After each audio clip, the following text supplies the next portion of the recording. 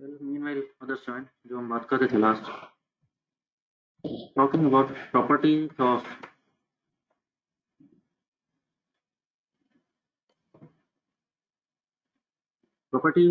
of a data warehouse.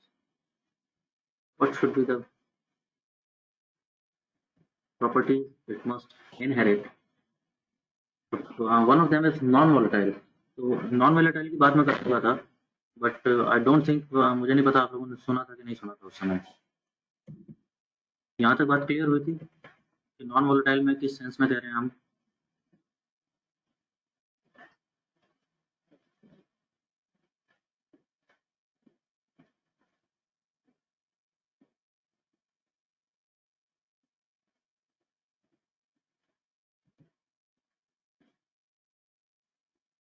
Okay okay, fine enough.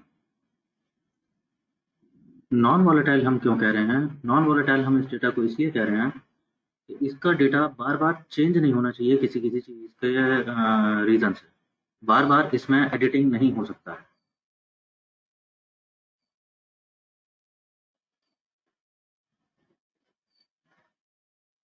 It will become a troublesome task. For example, अगर मैं जो example दे रहा था, it was very classic example.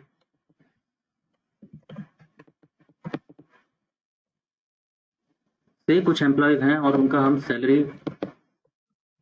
हमने database अपने data warehouse में enter किया हुआ है, तो इस एम्प्लॉय का सैलरी इतना दे रहे हैं। ठीक है।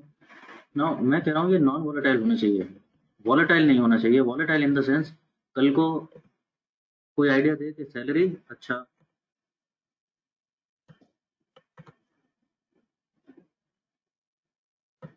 हाँ, नहीं आदित्य, वो ट्रांजैक्शन डेटाबेस भी हो सकता है या डेटा वेयरहाउस भी हो सकता है, ऑर्गेनाइजेशनल डेटा भी हो सकता है। नॉन वोलेटाइल वो होगा जिसको हम बोल रहे हैं कि ये चेंज नहीं होगा, जो हिस्टोरिक डेटा रिकॉर्ड हो गया वो रिकॉर्डेड रहेगा।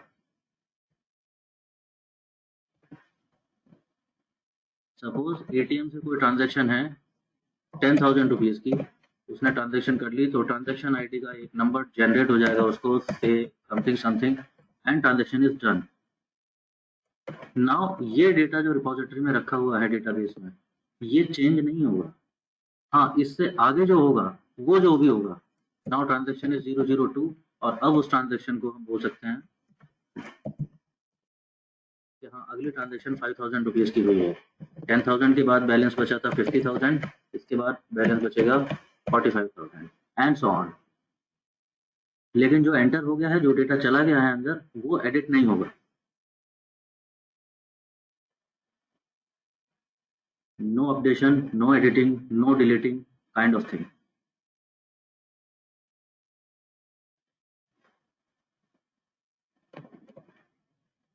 ऑर्गेनाइजेशन का डेटा होगा, सपोज एम्प्लॉयज हैं और उनकी सैलरी इस तरह से एंटर्ड है।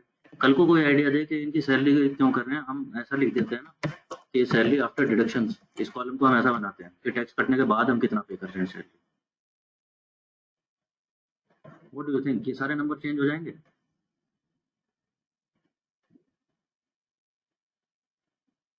हो जाएंगे। फिर एक दिन आइडिया आता है कि ये हम सैलरी डिडक्शन की मंथ ऑन मंथ क्यों बात बंद कर रहे हैं, why not let's talk about annual CTC. Again ये सारे नंबर चेंज हो जाएंगे।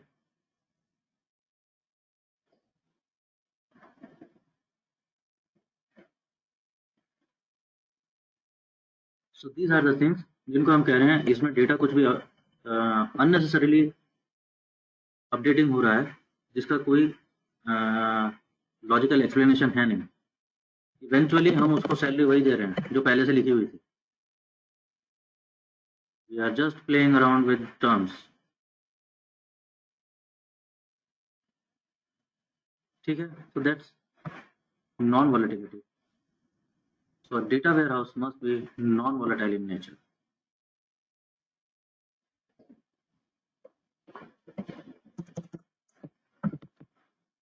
Another property of data warehouse is it is subject oriented.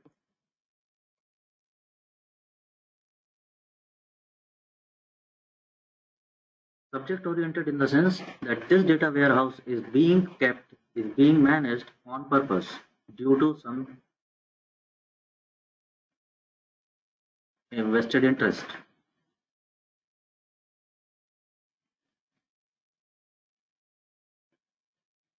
For example mock interviews आप लोगों के हो चुके हैं, तो इंटरव्यू भी दिया गया, लेकिन in between just by chance telephonic Skype call something something.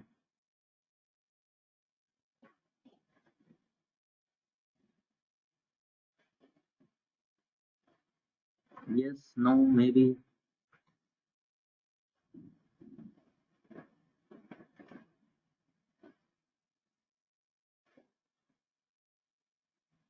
Okay. चलो ठीक है.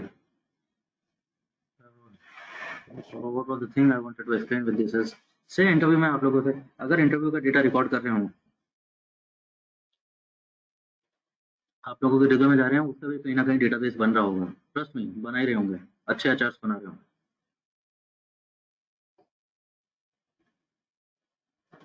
अच्छी कंपनी इवन आधार कार्ड और पैन कार्ड भी मांग रही हैं. ओनली इफ यू नो, पता नहीं आप लोगों को पता है कि नहीं.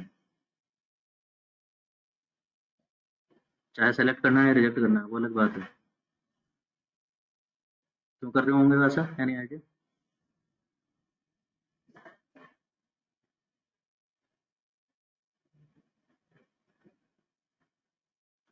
अगर सिलेक्शन हो रहा है तो बड़ी अच्छी बात है. चलो चलो ठीक है, फिर तो सारा डेटा आ ही जाएगा, फिर तो एम्प्लॉय हो जाओगे उसके. लेकिन अगर रिजेक्ट भी करना है फिर भी वो डेटा रख रहे हैं, वाई? कोई रीजन समझ आता है इस बात का?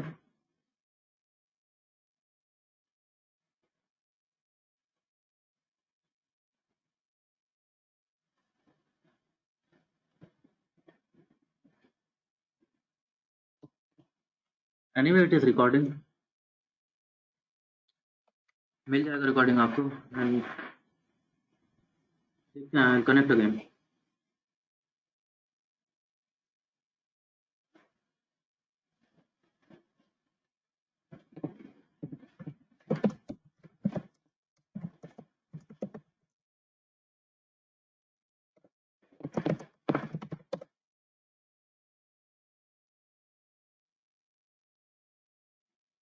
ओके, बाकी लोगों से जो बात कर रहा था मैं, yes they are recording this data so that they know next time कि इस कैंडिडेट को हम ऑलरेडी बात कर चुके हैं. They will even manage the data कि आपका इंटरव्यू में हुआ क्या था, why rejection, why are they doing so, so that again in 6 months, 3 months, 1 year आप दोबारा अप्लाई कर दें तो वो दोबारा अपना टाइम वेस्ट ना करें उस एप्लीकेशन के साथ. अगर उन्हें ऑलरेडी मालूम है कि अगर मेरा रिजेक्शन कहीं पर हो जाता है बिहेवियरल इशू की वजह से, तो वो इशू तो रहेगा ही ना. It has nothing to do with my skill. अगर मेरे को रिजेक्ट ही कर रहे हैं तो वो साल भर बाद भी रिजेक्ट ही करना है. Why interview again, why this entire gamut of process.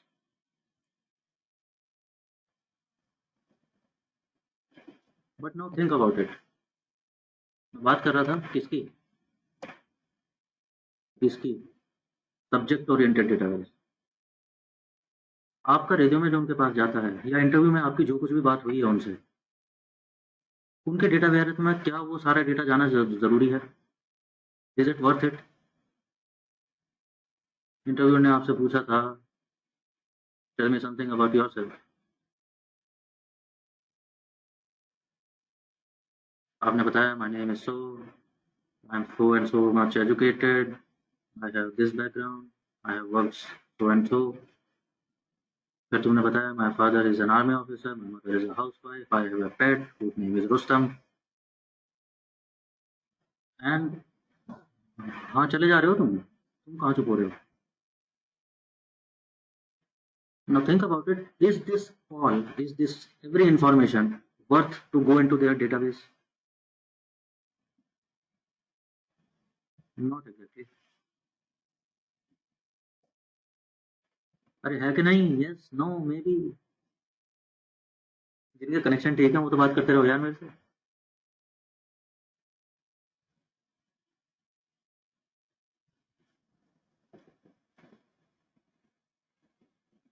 उसी को बोल रहे हैं सब्जेक्ट ओरिएंटेड। डेटा वही हम रखेंगे which has some purpose. In HR's case, only that data is relevant जिससे उन्हें अगले इंटरव्यू करके उनका पर्पस क्या था इस डेटा को मैनेज करने का, इस डेटा को होल्ड करने का। उनका पर्पस ये है कि अगले इंटरव्यूअर में अगले टाइम जब इस पोस्ट के लिए इंटरव्यू होगा और ये कैंडिडेट आता है या आती है तो हमें थोड़ा सा उसके बारे में पहले से पता हो, उतनी ही इन्फॉर्मेशन उनको चाहिए, not everything what ever you think.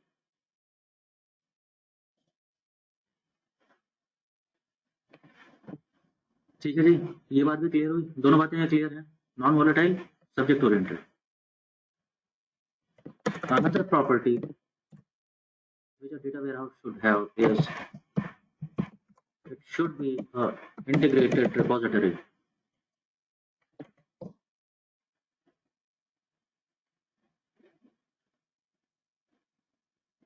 Integrated repository means वही जो हम थोड़ी देर पहले कह रहे थे कि अगर मेरे पास वेरियस डिपार्टमेंट से इंफॉर्मेशन आ रही है इस डेटाबेस पे, अगर मेरा एक सर्वर है वहाँ पर अकाउंट्स डिपार्टमेंट अपना डेटा भेज देता है, मार्केटिंग डिपार्टमेंट अपना डेटा भेज देता है। फॉर एग्जांपल एक डेटा सेट दिखा भी दे रहा हूँ मैं आप लोगों को।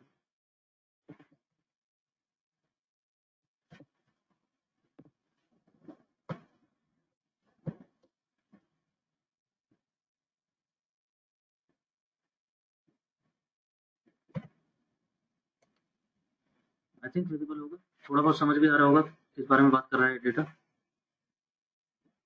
रीडेबल है,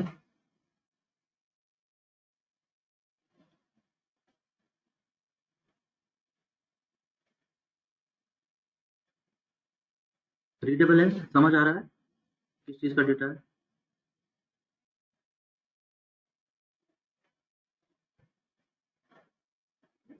सेल्स का लग रहा है sir. Yes, it is a data set of से कोई एक ऑनलाइन रिटेल जायंट है लाइक अमेजॉन और फ्लिपकार्ट में भी। I don't want to label this data set because this is a hooked up data set. और वो अपना डेटा मैनेज कर रहे होंगे तो कैसे होंगे, एक इनवॉइस रेज हुई है, उनमें उन्होंने अपने प्रोडक्ट, कौन सा प्रोडक्ट कैटेगरी था, वाज इट एन अप्लायंस और मे बी इलेक्ट्रॉनिक्स हो सकता है और मे बी अपैरल्स हो सकता है, may be fashion something. Stock code यानी प्रोडक्ट का कुछ कोडिंग दिया हुआ है उन्होंने, डिस्क्रिप्शन के वो प्रोडक्ट एक्चुअली था क्या, अलार्म क्लॉक था, कितना क्वांटिटी परचेज किया, इनवॉइस डेट, यूनिट प्राइस कितना था, कस्टमर आईडी क्या था। ठीक है, now think about it, this is one data set जो उनका रिटेल, जो भी उनका इनवॉइस क्लॉक कर रहा है डिपार्टमेंट, ये वो लोग मैनेज कर रहे हैं। Who the hell is this customer? ये तो पता ही नहीं लग रहा है यहाँ से।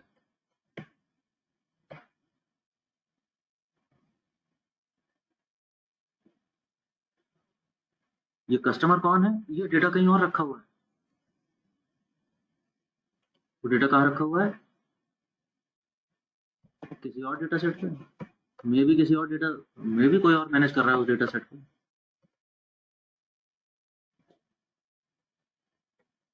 वो कह रहे हैं कि ये कस्टमर आईडी जिसकी एंटर हो रही है वहाँ पर, वो कस्टमर आईडी तो ये है, लेकिन उसमें कस्टमर कौन है, उसका नाम ये है, वो इस एरिया में रहता है, gender is this, age is this and so on, may be location और जो भी मैनेज कर रहे होंगे। अब मेरे डेटा वेयरहाउस में दोनों डेटा सेट हैं, एक डेटा वहाँ से आया है, एक डेटा यहाँ से आया है। Now can this data be integrated? मैं कह रहा हूँ मेरा data warehouse should be an integrated repository. उसकी एक खास बात है ये, उसकी एक प्रॉपर्टी है ये। तो डेटा सेट हम जो अभी देख रहे थे ये नीचे, online sales and online customers, क्या ये डेटा इंटीग्रेट हो सकते हैं?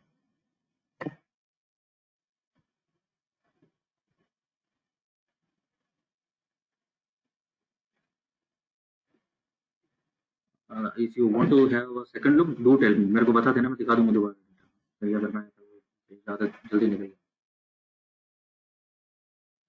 क्या देख के लग रहा है आपको ये दोनों डेटा सेट इंटीग्रेट हो सकते हैं? Is there a way?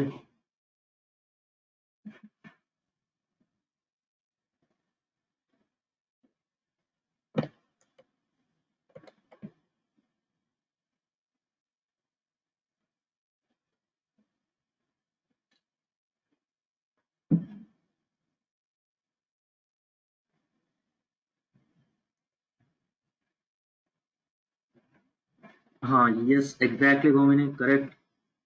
What is that column?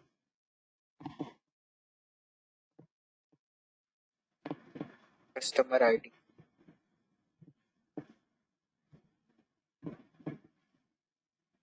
Correct एकदम. Remember, merge function. SQL में किया होगा तो ज्वाइन कर रहे थे, R में किया था तो मर्ज कर रहे थे. मेरे को एक कॉमन कॉलम चाहिए which is customer ID in this case. इसको हम यूनिक की या प्राइमरी की भी बोलते हैं, which is different for each row. तो यहाँ पर it is uniquely identifying each customer. तो ये तो customer ID होगा, and customer ID is given in that retail table also. तो इनके बेसिस पे मर्ज करेंगे, ज्वाइन करेंगे, डिपेंडिंग ऑन द टूल. वो अभी उसमें टेंशन में नहीं जा रहे हैं, लेकिन डेटा इंटीग्रेट हो सकता है. तो that is another property of data warehouse, that every data set of that database should be it should be possible that it is integrated into one unit.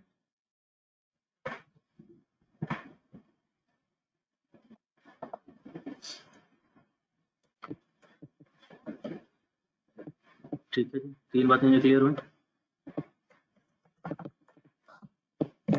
Fourth and finally,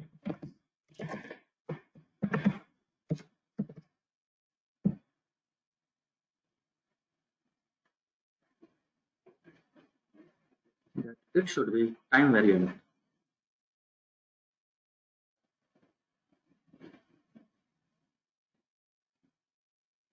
Time variant in the sense, along with time, as new transactions come in, this database, this data warehouse will be constantly updating,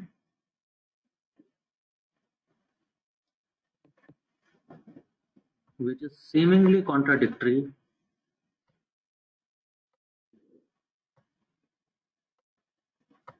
ऐसा तो नहीं लग रहा?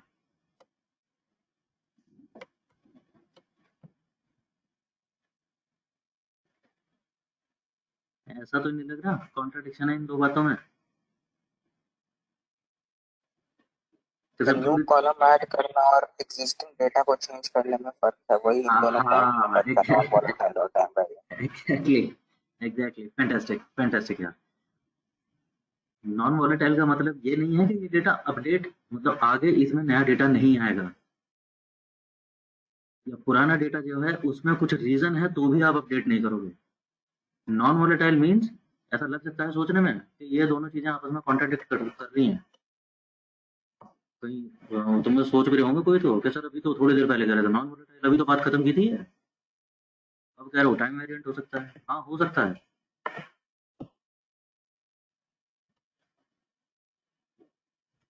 जो आप अभी देख रहे थे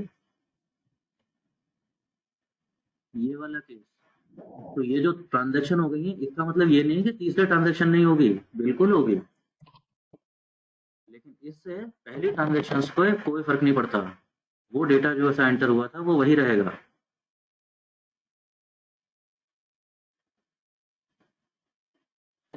इन दिस केस अगर इधर वालों की बात करूं, यहाँ इस एम्प्लॉय की सैलरी 50,000 है, बिल्कुल है, लेकिन इसका मतलब ये नहीं है कि इसकी सैलरी बढ़ेगी नहीं कभी.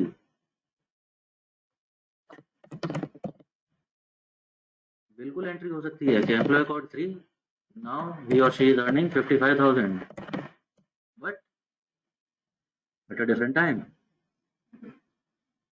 तो टाइम के साथ साथ अपडेट तो होगा, लेकिन इसका मतलब ये नहीं है कि ये पुरानी वैल्यूज चली जाएंगी, वहां वॉलेटिलिटी नहीं आ सकती, दैट विल बी रिटेन.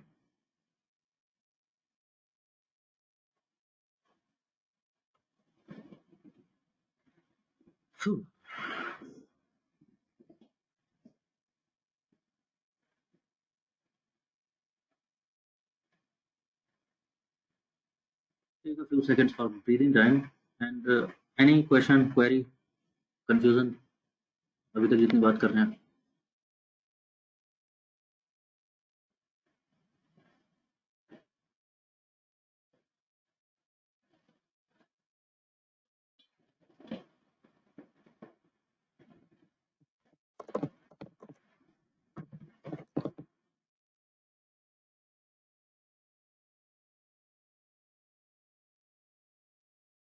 कोई क्वेश्चन, कोई क्वेरी, कुछ नहीं, नथिंग?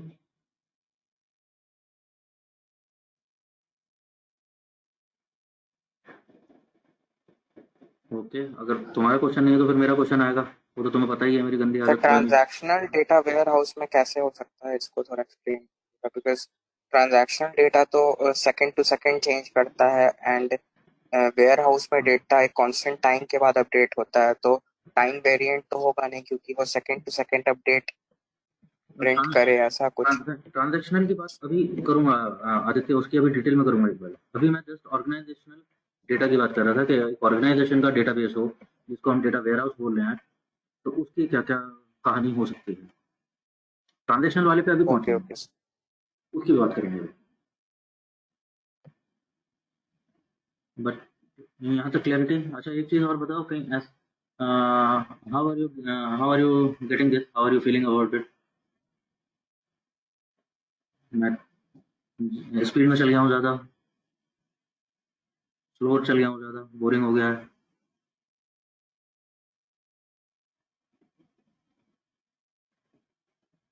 इधर वे। I am okay with it sir, क्योंकि मेरे लिए तो रिवीजन है, एंड वैसे भी यदि नहीं कुछ हो रहा है तो इट्स बेटर कि रिवीजन होता रहे। Okay okay.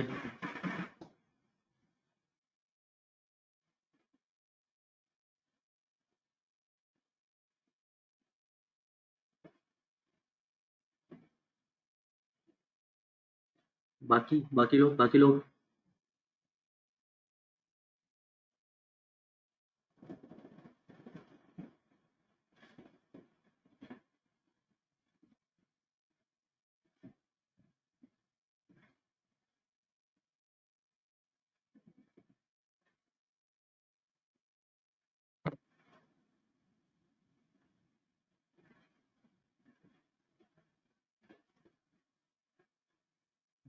ओके, ठीक है।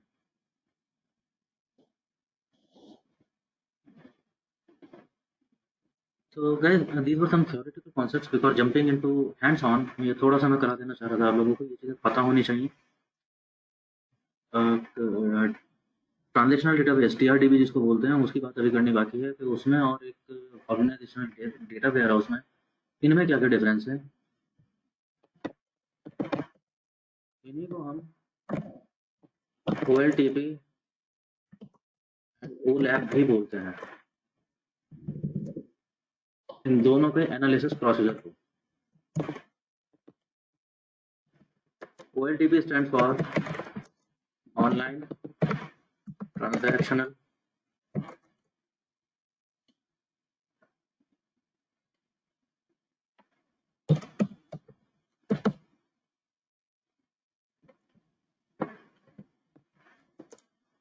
OLAP stands for Online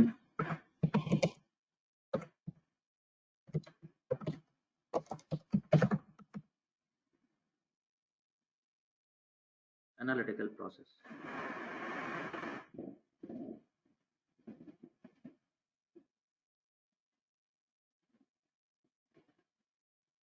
all in all difference क्या है इन चीज़ों में, दोनों बातों में?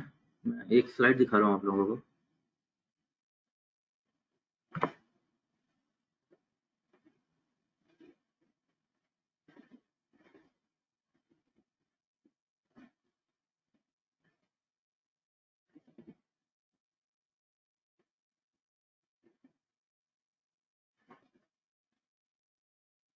स्लाइड विजिबल होगा आई बिलीव।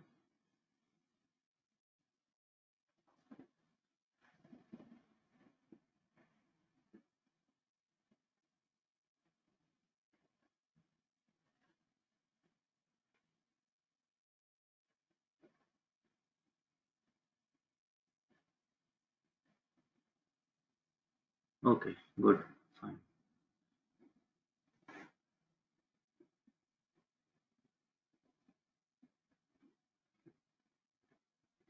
तो what is the difference between these two things is, पढ़ के देखते हैं और एक एक करके बात करते हुए चलेंगे।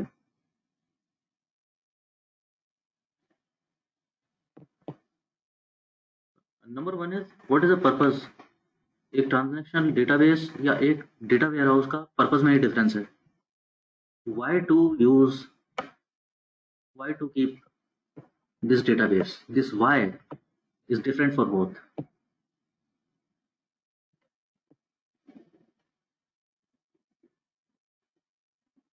ट्रांजैक्शनल डेटाबेस लाइक जो हम एग्जांपल दे रहे थे अभी, एक maybe an ATM machine, eventually वो भी एक डेटाबेस पे ही काम कर रही है। कौन सा एटीएम कार्ड लगा है, पिन जो एंटर हुआ है वो करेक्ट हुआ है कि नहीं हुआ है, अमाउंट कितना एंटर हुआ है, इतना अमाउंट बैंक बैलेंस में है भी कि नहीं है इसके, एंड विद इन सेकेंड्स क्या, इमीडिएटली स्लिप मिलती है ना आपको ट्रांजैक्शन करते ही, इतना बैलेंस कटा, इतना निकला है इस ट्रांजैक्शन में, ये ट्रांजैक्शन आईडी है, और अब जो बचा है वो इतना है आपके बैंक में। ना आप बैंक गए हो ना वो बैंक गई है, ना बैंक से कोई आया है बात करने। तो after all behind the screen वो भी एक डेटाबेस पे ही काम कर रहा है, which is a transactional database, लेकिन उसका पर्पस क्या है? Its purpose is to carry out transaction, nothing more nothing less.